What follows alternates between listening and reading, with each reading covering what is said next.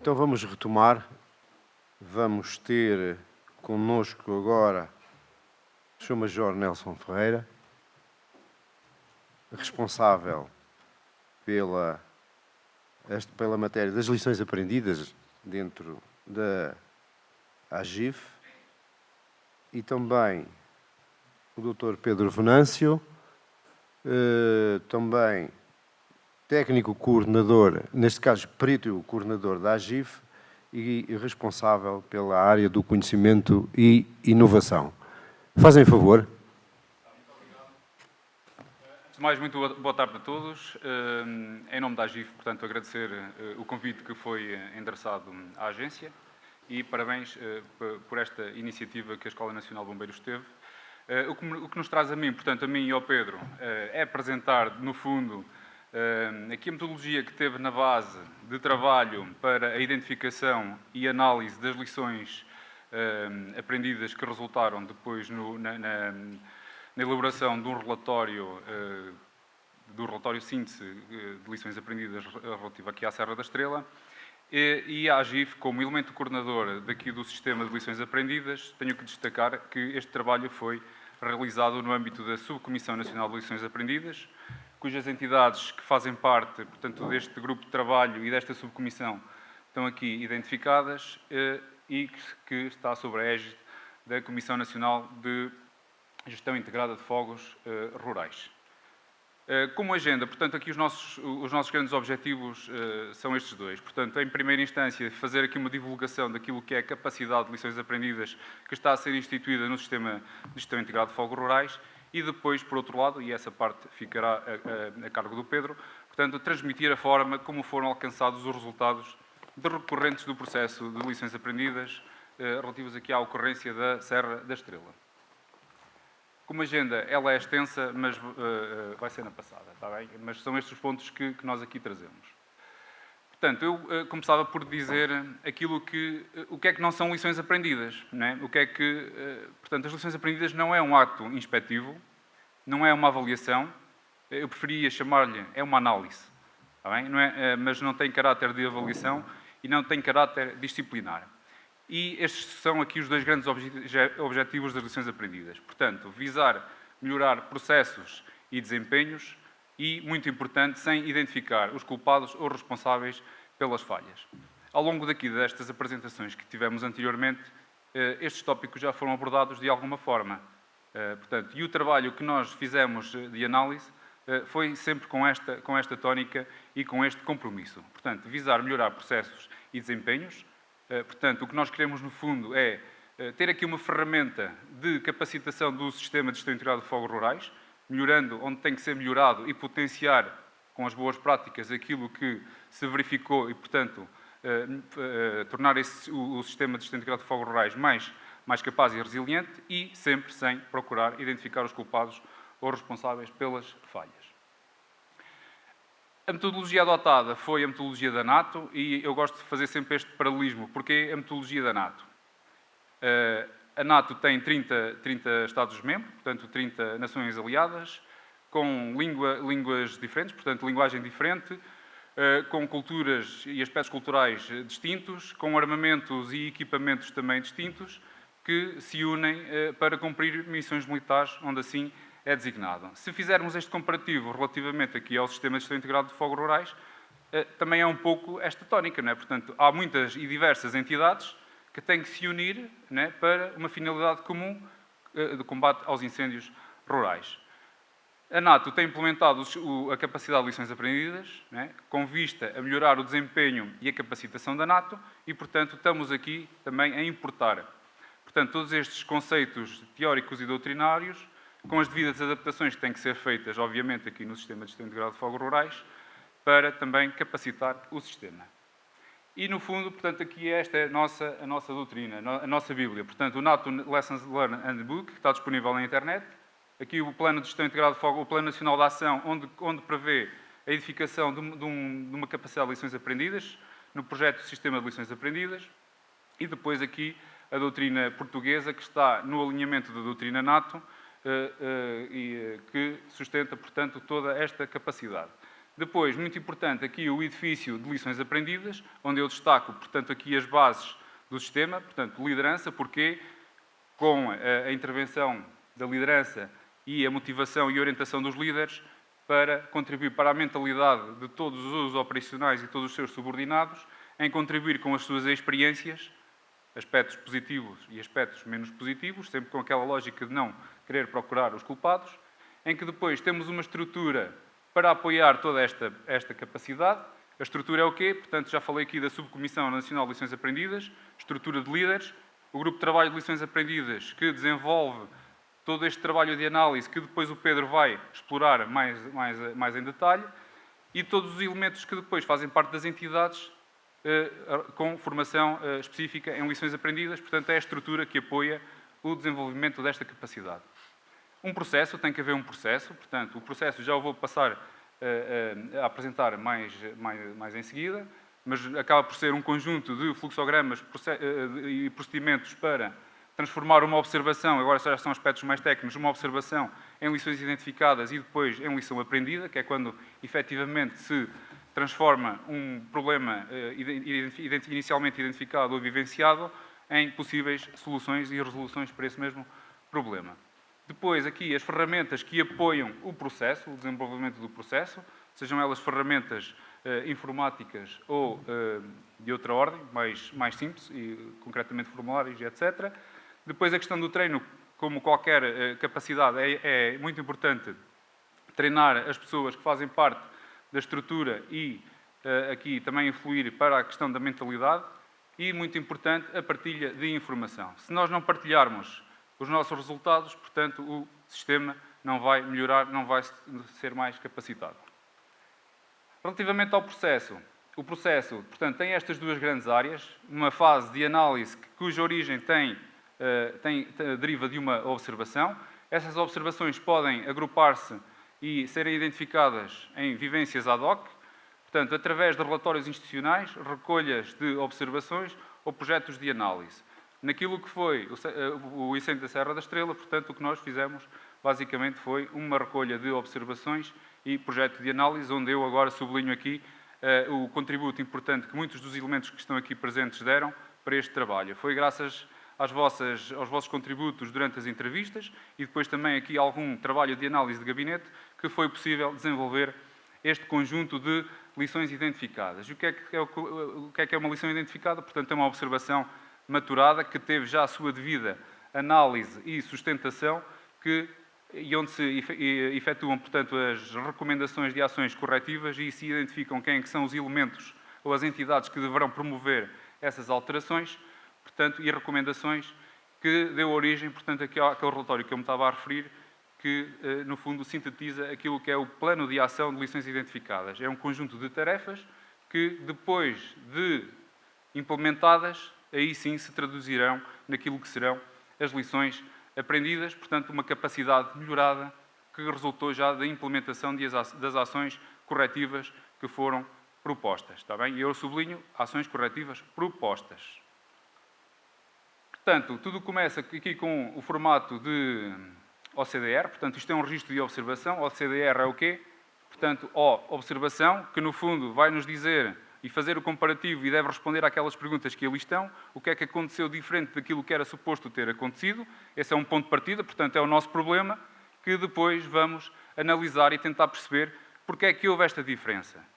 Tá? E este trabalho de análise, de discussão, que aqui discussão é a tradução da origem da palavra da tradução anglo-saxónica, discuss, né? Portanto, porque é que houve esta diferença? Analisar os porquês, tentar chegar à causa raiz do problema. Porque é que houve aquele problema e tentar identificar qual é que foi a causa raiz.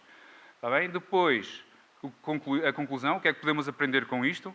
E depois as recomendações, o que é que devemos fazer para traduzir essa alteração e quem é que deve fazê-lo. Tá? E, como podem reparar, isto tem que ser mesmo de fio a pavio. Portanto, nós temos obrigatoriamente de partir de um problema, de uma observação, para depois termos aqui uma verdadeira análise, conclusão e recomendações. Está bem? Não vamos fazer uma recomendação sem antes ter analisado qual é que foi o problema e o que é que teve na origem desse problema. Tá? E o processo deve ser assim. Quem é que fez este trabalho de análise? Portanto, foi o Grupo de Trabalho Permanente de Lições Aprendidas, e o Pedro já vai depois entrar aqui mais no pormenor. Findo aqui este trabalho, portanto, tivemos aqui a origem da observação maturada com a devida análise e sustento que deu origem às recomendações que o Grupo de Trabalho pôs à consideração da Subcomissão Nacional de Lições Aprendidas. O que é que a Subcomissão Nacional de Lições Aprendidas faz? Vai tomar, então, as decisões, ou seja, se as entidades que estão representadas na Subcomissão estão dispostas ou não em atribuir os seus recursos, humanos, financeiros, materiais, o que for, de vária ordem, para, então, introduzir essas mudanças que foram propostas e recomendadas.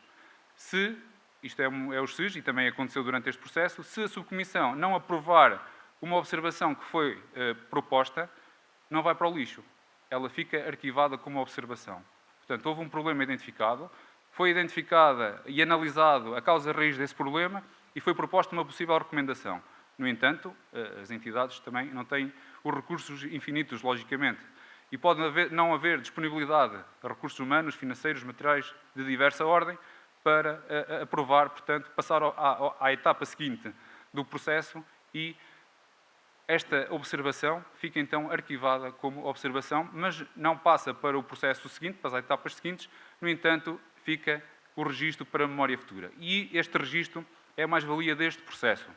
É o quê? Nós registramos, fica sempre aqui uma base de dados de problemas, de conhecimento para a memória futura. E o Pedro vai falar aqui de algumas coisas, de alguns aspectos que já foram evidenciados anteriormente. Portanto, este é o formato que está implementado doutrinariamente e é usado em todas as etapas, desde a observação até portanto, à finalização da lição aprendida. Os registros estão todos disponíveis e podem ser disponibilizados se as entidades assim o entenderem. Portanto, o objeto de trabalho aqui de análise teve a ver com o início, foi o incêndio da Serra da Estrela. Portanto, toda a gente sabe que estes números, portanto, não vou perder aqui muito tempo relativamente à área e aos concelhos afetados. E depois a questão das fontes de informação que nós nos baseamos, portanto, foi disponibilizada informação pelas várias entidades, desde fita do tempo, geolocalização dos terminais do Ciresp, informações meteorológicas, os índices de comportamento de fogo e etc. Outras informações através das imagens de satélite, seja através da informação disponível no SADO, no SIG, no SGIF, no FEB Monitorização, etc. E as entrevistas, já evidenciei e agradeço novamente o contributo que todas estas entidades deram, que nos permitiu também deduzir e chegar aqui a algumas conclusões e algumas propostas relevantes. Neste resultado, o que é que isto originou? 22 observações efetuadas durante a análise do incêndio da Serra da Estrela, com 59 ações corretivas propostas. Destas 22, 18 foram aprovadas pela Subcomissão Nacional, faz parte do processo, a não aprovação ou rejeição, ou reverter para o grupo de trabalho para melhorar então a análise, e dessas 52 ações corretivas propostas, 45 foram aprovadas pela Subcomissão. Portanto, neste momento temos 45 lições identificadas que estão vertidas naquele relatório que está disponível também na página da AGIF e pelas entidades. No seguimento, portanto, lições identificadas, na fase de implementação, dessas 45, 12, pelo menos este é o feedback e o report que nos foi efetuado pelas entidades que têm como responsabilidade de implementar essas mudanças, portanto, 12 estão declaradas como implementadas, 25 dessas ações corretivas estão em curso e 8 ainda não estão implementadas. Portanto, este é o ponto de situação daquele trabalho que estamos a desenvolver. Portanto, idealmente, o que nós vamos querer ter é, obviamente, todas aquelas ações corretivas propostas estarem na situação de implementadas. Estamos a fazer caminho e o caminho faz-se caminhando e para lá vamos contribuir. O que é que estamos a fazer mais? Portanto, estamos a identificar, a fazer a análise dos relatórios, estamos a analisar também os incêndios de Vila Real, uma etapa seguinte, com a mesma metodologia, portanto, entrevista das pessoas e também estamos a desenvolver as fichas ao DCR. Estamos a recolher aqui as potenciais observações decorrentes do relatório dos peritos, que já foi aqui também falado de manhã, e que a professora faz parte também, e, portanto, a análise também do relatório dos australianos, que também nos foi encomendado através da Comissão Nacional de Gestão Integrada de Fogos Rurais, para analisarmos.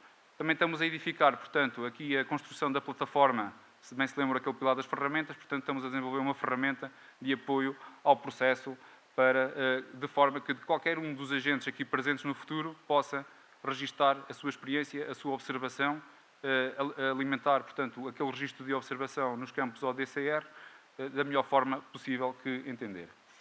A Subcomissão Nacional está, então, a fazer a monitorização e implementação das lições aprendidas, que resulta daquele slide anterior que vos mostrei, e, portanto, também irá deliberar depois sobre as lições aprendidas submetidas pelo Grupo de Trabalho de Lições Aprendidas. Agora sim, passo aqui a palavra ao Pedro, que nos vai dar aqui o modo como foi feita, então, a análise do incêndio da Serra da Estrela. Ora, boa tarde a todos. Pronto, para não perder muito mais tempo, vou então avançar. Portanto, o que eu vou tentar apresentar é a metodologia que foi seguida e que deu lugar depois aos registros de observação que o Nelson acabou de referir, aqueles 22. E, portanto, vou tentar apresentar a metodologia que foi utilizada para analisar este caso em concreto do incêndio da Serra da Estrela, que teve início no dia 6 de agosto de 2022. E, portanto, o processo começou por a compilação de toda a informação que conseguimos recolher em fontes abertas e depois com a informação que foi fornecida pelas diferentes entidades.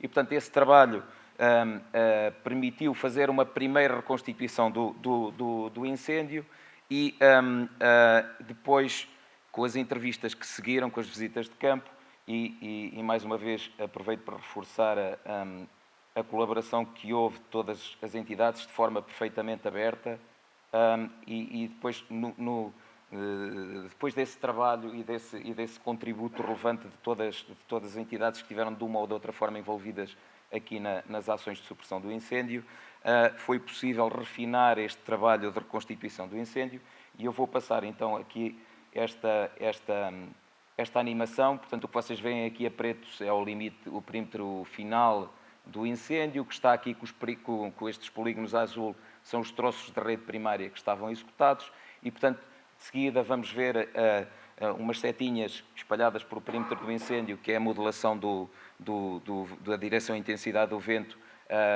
feita a partir da observação nas 3 estações meteorológicas aqui da envolvente do incêndio, portanto, Covilhã, Aldeia do Soto e Panhas Douradas. E depois vamos ver as isócronas de propagação, portanto, pela interpretação que foi possível fazer, e também vamos ver o posicionamento dos meios, portanto, os pontinhos vão ser o posicionamento dos meios dos equipamentos CIRES. Portanto, o incêndio começa aqui no dia 6, de madrugada, avança aqui para esta zona do Espinhaço de Cão, portanto, na primeira manhã. Sempre que temos imagens de satélite, elas aparecem num momento. Aqui por cima vem o timing e, portanto, vem o avanço hora a hora. Portanto, isto é o fim do primeiro dia. Dia 7 é quando o incêndio atinge aqui este troço de rede primária junto ao Vale Glaciar. Aqui temos o Vale Glaciar. E vamos ver aqui a imagem de satélite que capta o momento em que este troço de rede primária é ultrapassado. Depois o incêndio encosta aqui à estrada nacional do Vale Glaciar, para Piornos, e temos aqui durante esta noite do dia 8, que depois é feito aqui este trabalho até aqui ao Poço do Inferno. Durante o dia 8 o incêndio evolui aqui no Vale do Rio Vejamos e na madrugada do dia 9 é feito este trabalho de máquinas nas 2 encostas do Rio Vejamos, enquanto o incêndio avança aqui em direção a Verdelhos. E o trabalho tem êxito até cerca da hora do almoço. Portanto, quando passa o satélite, o incêndio ainda está nesta zona, mas depois arranca aqui da zona do Vale, portanto, e salta aqui para a bacia do Sameiro. Aqui temos o Sameiro, sobe aqui para junto ao posto de vigia da Azinha, e, portanto, já no dia seguinte ele salta outro troço de rede primária, tem esta arrancada forte até praticamente Folgozinho, entra aqui, atinge aqui outra rede primária, entra em área ardida 2017, aqui próximo de Folgozinho, e continua a evoluir, e neste dia 11 avança para Linhares da Beira e vai quase até à Carrapexana, já em Celurico da Beira, e portanto esta imagem mostra esta arrancada bastante forte, e depois, durante a noite, ele encosta aqui nesta zona de quintas, deste lado. E, portanto, no dia 12, o incêndio tem a primeira fase praticamente fechada, portanto, a imagem do dia 12, a imagem de satélite do dia 12, mostra-nos este perímetro estabilizado, e entre o dia 12 e o dia 15, portanto, o incêndio não evolui praticamente nada, há várias reativações, mas que são resolvidas, e depois aqui há uma aceleração da animação.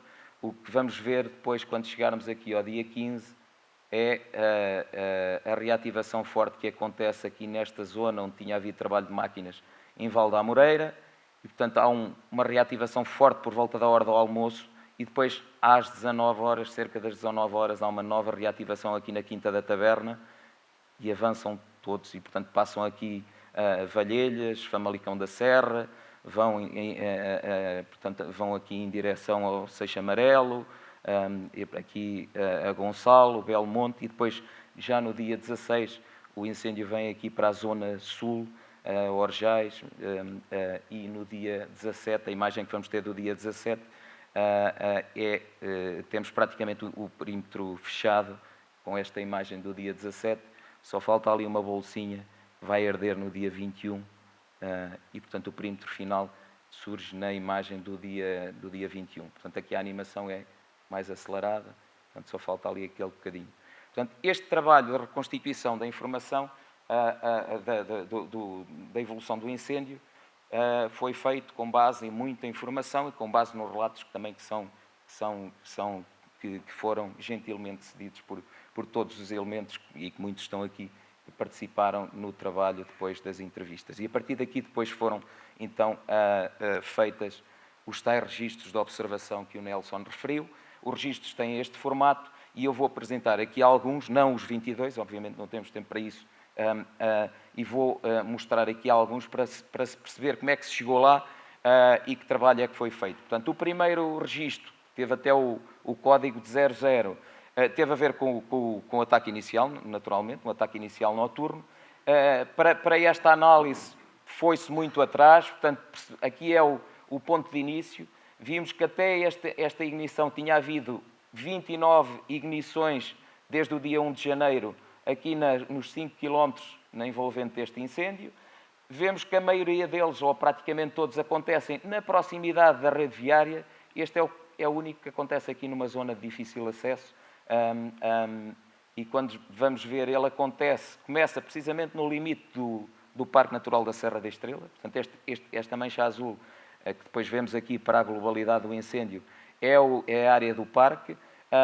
Mais de 80% da área ardida acontece em área de parque, e uma das constatações é que, de facto, não havia procedimento especial para este parque, ao contrário do que acontece para o Parque Nacional do Peneda Gerês, e, portanto, foi uma observação feita neste âmbito das lições aprendidas, e o comandante Fonseca apresentou já, há poucas semanas, o plano integrado para a resposta aos incêndios rurais na Serra da Estrela, que deve ser um contributo para que as coisas possam ser, e, portanto, possam correr melhor no futuro.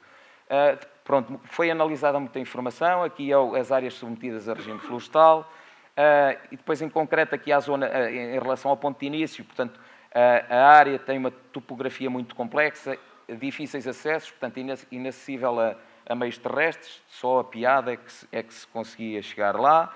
Portanto, ele evolui no sentido aqui ascendente da topografia em áreas de grande declive. Em termos de histórico de áreas ardidas, temos aqui esta mancha verde que tinha ardido 2 anos antes, mas o restante é tudo áreas que tinham ardido há 9, 10, 15 anos, e esta zona do Vale de Verdelhos nem há registro de áreas ardidas desde 1975. Fomos ver também os modelos de combustível, a ocupação daquela zona. Faço aqui um parêntese para dizer que esta apresentação é um bocado facilitada por todas as anteriores, porque, no fundo, o que aqui estamos a falar são exemplos de tudo o que nas apresentações anteriores foram falados. Portanto, o que aqui vê nesta imagem é a severidade do incêndio, que foi obtida, obviamente, depois do incêndio ter ter terminado, e, portanto, ou seja, pós-incêndio.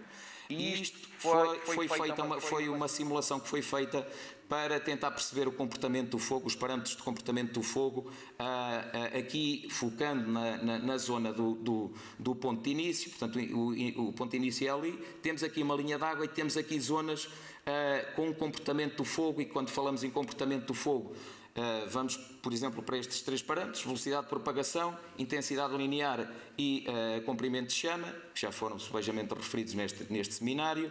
E, portanto, o que vemos é que se o incêndio se perde aqui ao ataque inicial, o que nos diz os outputs do simulador é que entra aqui em zonas, tanto o flanco direito como o flanco esquerdo, em zonas onde o comportamento do fogo será mais severo. As isócronas que nos dão o output do simulador mostram também aqui um facto curioso, que é, portanto, esta é a primeira hora, esta é a segunda hora. Há aqui uma linha de água, que é aquela linha de água célebre de ter sido ultrapassada pelo efeito downwash do meio aéreo, e o simulador dava-nos mais cedo, porque aqui não introduzimos o efeito da supressão.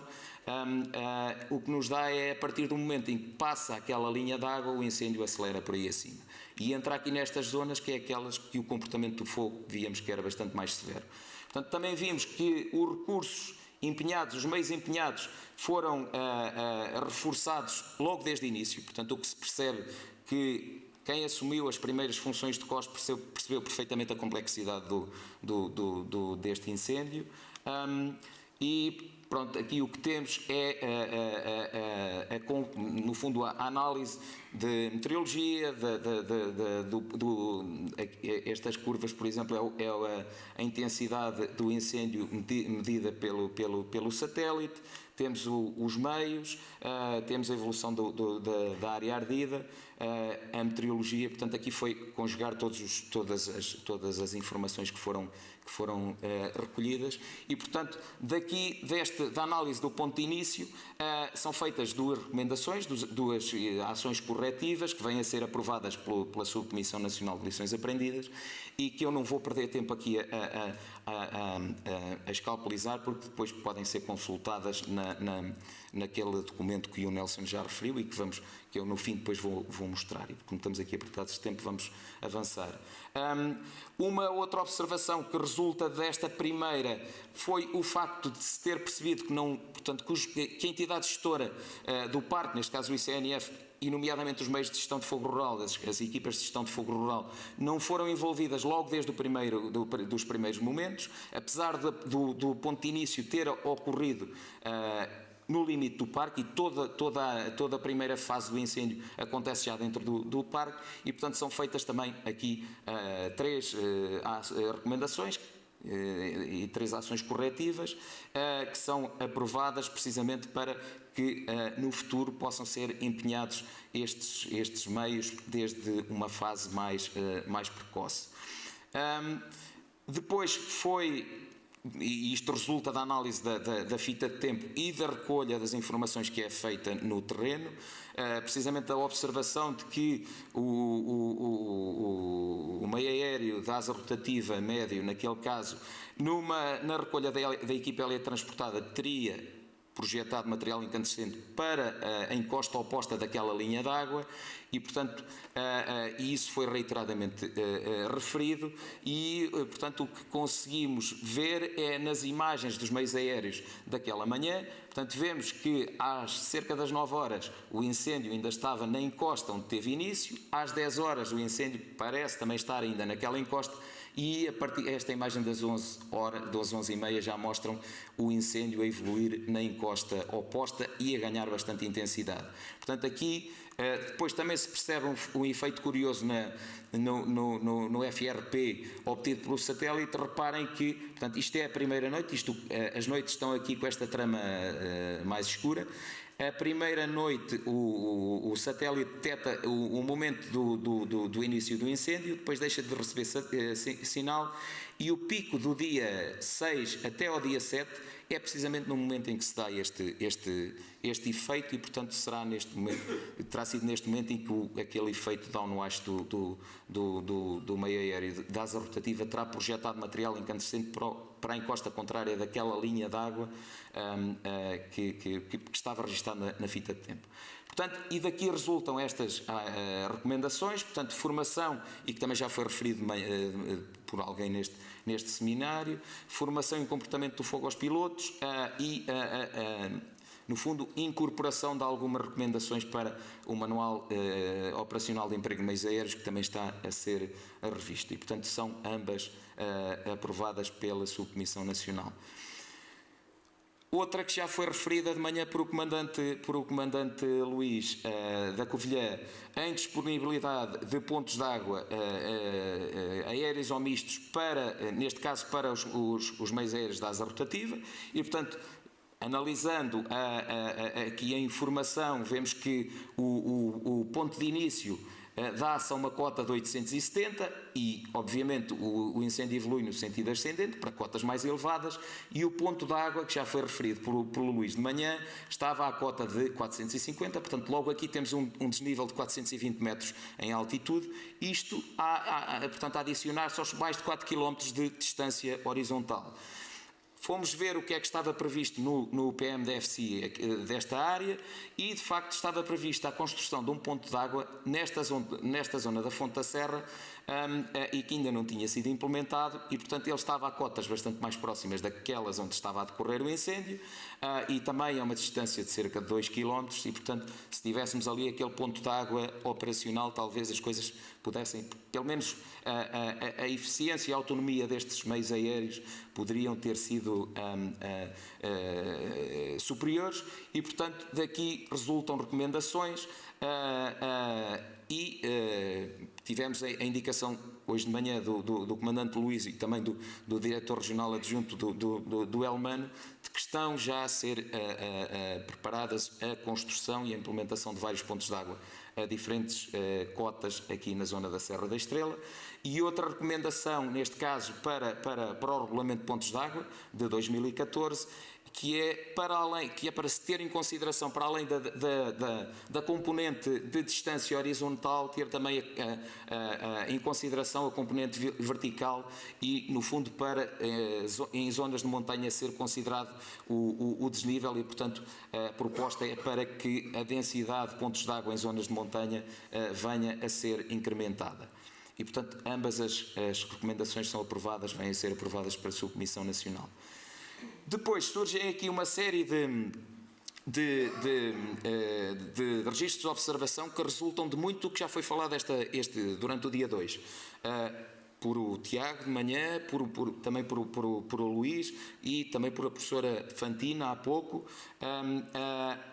e que resultaram em várias observações. Uma delas está relacionada com a eficácia da rede primária, ou por falta de ancoragem, que se verificou pelo menos em 2 sítios, ou por dimensionamento desajustado devido à configuração em que ela surge.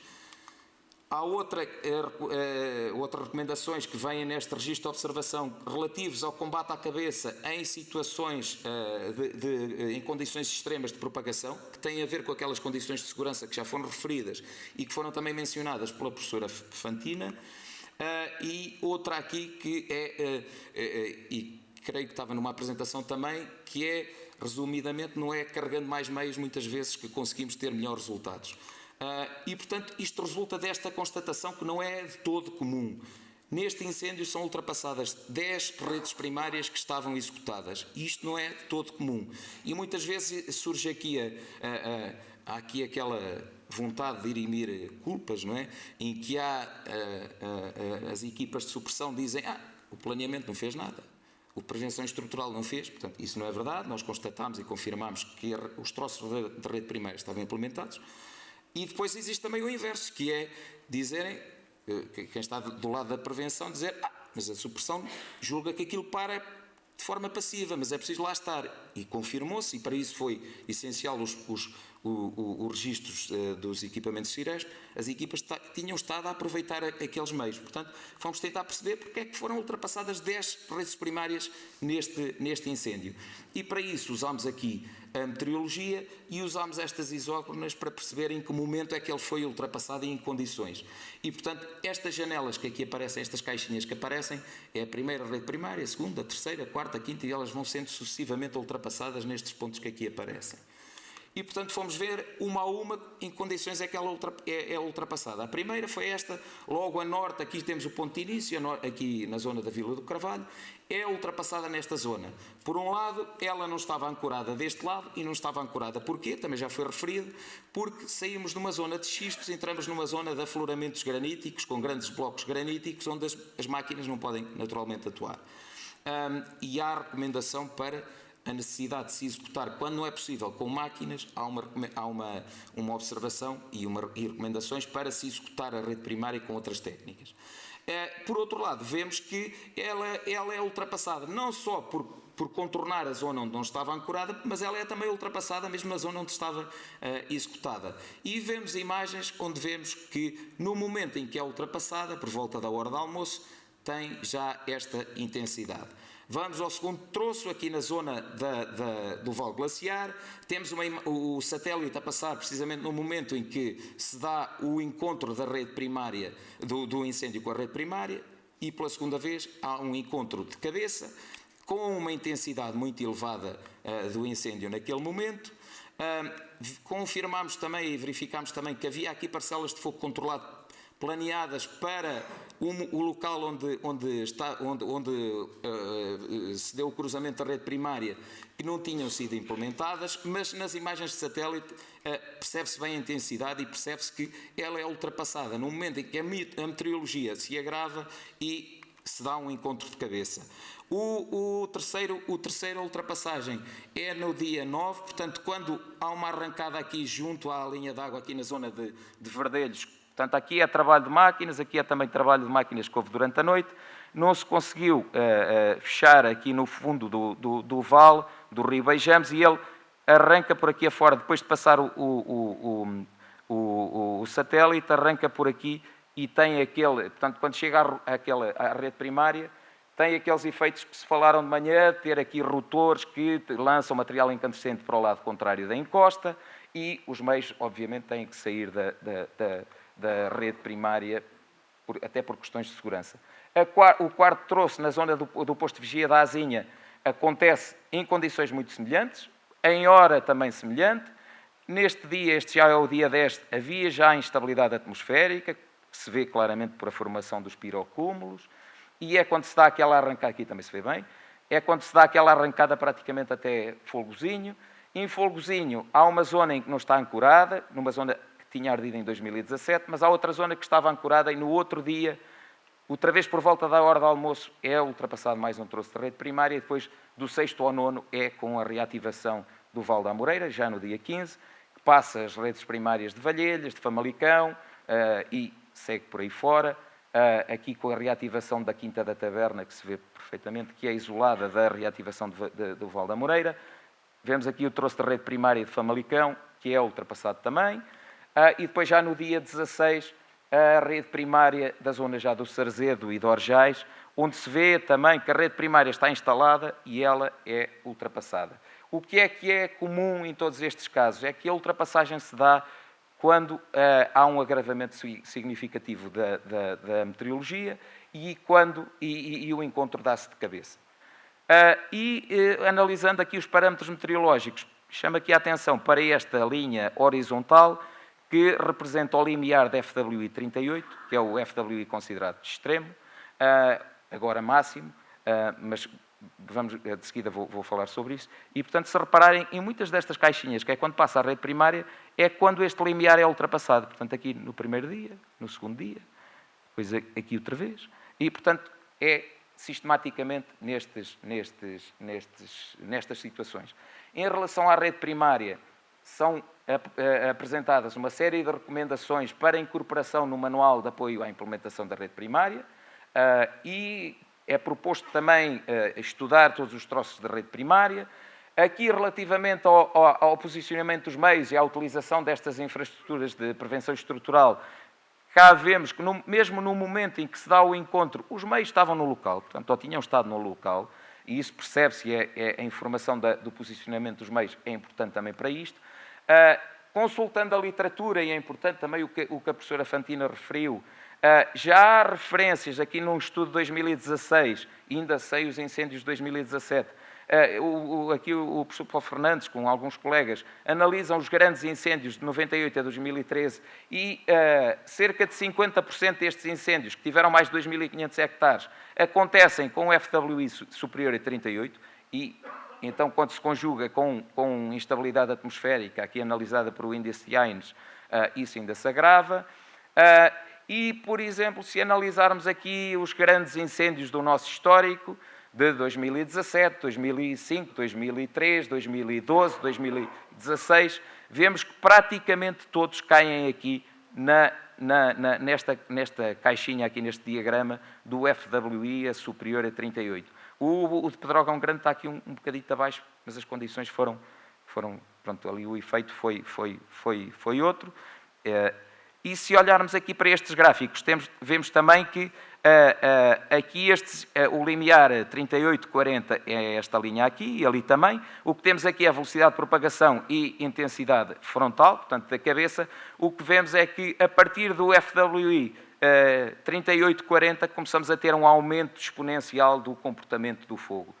E se analisarmos também isto são alguns dos que mostrou também a professora Fantina, e se olharmos aqui para o comportamento esperado, a professora Fantina falou no cálculo da intensidade, aqui falamos, e isto ainda podemos ir atrás, ou seja, nós temos informação dos índices do sistema canadiano, portanto, do FWI, subíndices, e se olharmos para os efeitos expectáveis para um FWI superior a 38, vemos aqui intensidades do fogo superiores àquele limiar que a professora Fantina falava, dos 10.000 kW por metro, com velocidades de propagação muito elevadas, com comportamento do fogo extremo, com fogo de copas, com fenómenos de salto e com focos secundários com grande distância e em grande número.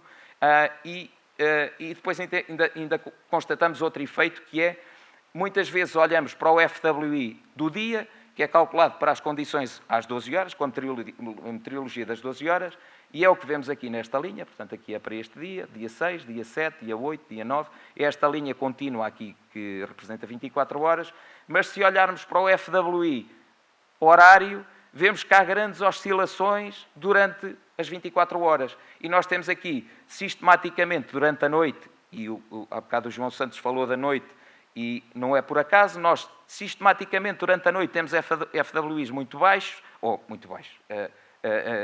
a cair bastante ao longo da noite, e temos momentos do dia que muitas vezes em Portugal é por volta das 18 horas, em que o FWI horário é superior e muitas vezes muito superior ao diário. E vemos aqui o dia 15, onde tínhamos aqui um FWI diário, isto já é o observado, para as 12 horas tínhamos aqui valores de 42, 43, se formos à observação aqui na Estação Meteorológica Automática da Covilhã, o valor horário para as 18 horas foi superior a 60 e se formos às Penhas Douradas foi quase 100.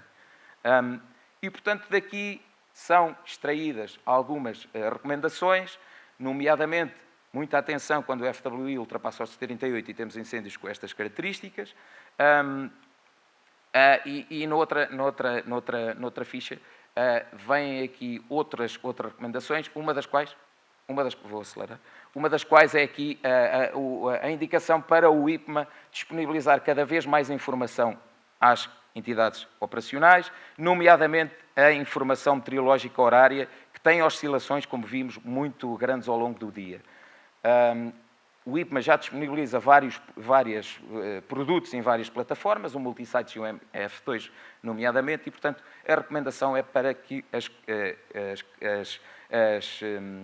os produtos sejam cada vez mais amigáveis para o utilizador e com mais disponibilidade. Não me vou deter aqui muito nesta, o João Santos mostrou aqui, bem melhor do que o que eu poderia fazer, as questões relativas ao uso do fogo.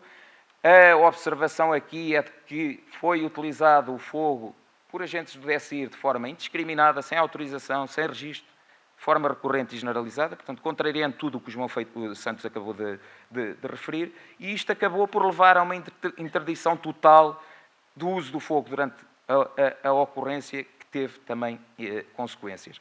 Outra questão que é referida, e que vai de encontro ao que falou o engenheiro Rui Almeida, que é aquelas bolsas verdes que ficam entre trabalhos de máquinas e entre a linha do incêndio. E daqui são propostas várias, e também é referido o uso do fogo não só por operacionais, mas também por populares, e são recomendados algumas ações corretivas a esse respeito.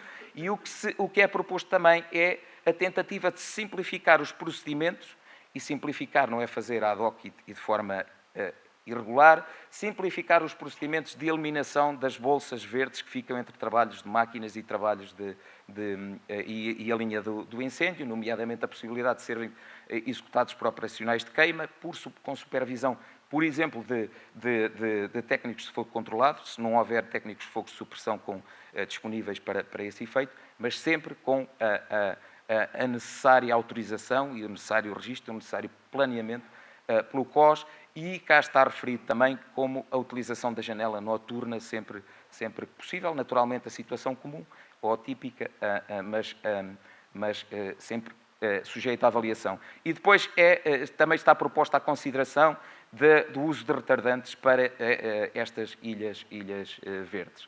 Outra, relativamente aqui às Ilhas Verdes, está relacionado precisamente com as reativações do dia 15, que acontecem aqui. O que vem aqui é uma linha de máquinas que tinha sido feita. A reativação dá-se nestas condições, portanto, numa zona entre o trabalho de máquina e a área ardida. E na Quinta da Taberna, a segunda reativação que acontece, dá-se também nas mesmas condições. E, portanto, há uma série de recomendações feitas a este nível. Como nem tudo correu mal, e isso é importante também referir, portanto, aqui o grupo de trabalho é depois sancionado pela sua Comissão Nacional, são feitos os registros aqui de boas práticas que foram feitas, por exemplo, aqui nesta zona entre o Val Glaciar e aqui a zona do Poço do Inferno, onde se constatou que foi executado trabalho coordenado por várias equipas de várias entidades, com várias cores, e que foi desde do trabalho da supressão, da extinção, da consolidação, do rescaldo, da vigilância, o que fez com que este troço nunca tivesse reativado e, portanto, foi uma boa prática que é aqui registada para que possa ser implementada no futuro e replicada. E uma outra está relacionada com esta Ilha Verde. Há bocado a professora Fantina falou de uma ilha não ardida no incêndio de Pedrógão. Temos aqui também uma, que é esta zona aqui, que são mais de 800 hectares, que ficam por arder, de povoamento florestal, e se repararem, portanto, ela é afetada pela primeira fase do incêndio, portanto, isto é a primeira fase até ao dia 12, isto depois a reativação dá-se a sul e a norte desta mancha, e ela continua a ser preservada. Naturalmente, isto percebeu-se que ali podia ter sido por acaso, e, portanto, fomos ver se tinha sido por acaso, e a verdade é que não foi por acaso. Há muito trabalho ali executado por diferentes entidades, de forma coordenada, muito trabalho de máquinas, não só pelo ICNF, por AFOCELCA, por elementos de outras entidades que fazem ali muito trabalho e que permitiu que esta mancha de mais de 800 hectares tenha sido poupada. E daqui são extraídos também uma série de recomendações que vêm depois a ser aprovados pela sua Comissão Nacional. Termino só apontando aqui para o relatório síntese de lições aprendidas, que tem as 22, portanto, um resumo das 22 ações corretivas que são, e recomendações que são propostas. Apresentei só aqui algumas. Gostava de referir que cobrem todas as fases da cadeia de processos. Portanto, aqui centramos-nos muito no que é a supressão, porque isto resulta da análise de um evento de incêndio. No entanto, a análise deste incêndio permitiu, por exemplo, fazer... Há 3 registros de observação, 2 para o IPMA, 1 para a ANEPS, que têm a ver com sistemas de informação. Um são equações, outra é um pequeno erro que existe no SADO, E outro é a disponibilização para todas as entidades de informação meteorológica pelo IPMA, que neste momento temos bastante dificuldade. Se qualquer agente quiser fazer a análise do incêndio, tem dificuldade em encontrar a informação e, portanto, a proposta é para o IPMA disponibilizar a informação. E pronto, eu termino por aqui, deixo só aqui para conclusão o último slide aqui para o Nelson, só para fechar, e obrigado a todos. Acima de tudo, é para dizer que a capacidade de lições aprendidas, portanto, é uma ferramenta que está ao dispor de todos, é uma ferramenta do sistema que permite, portanto, traduzir observações em recomendações e melhorar o sistema. Está bem? Reforçar que não andamos à procura do erro, da falha, nem do responsável que fez essa falha. Está bem? O que nós queremos aqui é mesmo capacitar o sistema, e este é o nosso compromisso, e é aquilo que fizemos na Serra da Estrela e é aquilo que iremos fazer no futuro. Está bem? Muito obrigado a todos e parabéns por esta iniciativa uma vez mais. Obrigado. Muito obrigado.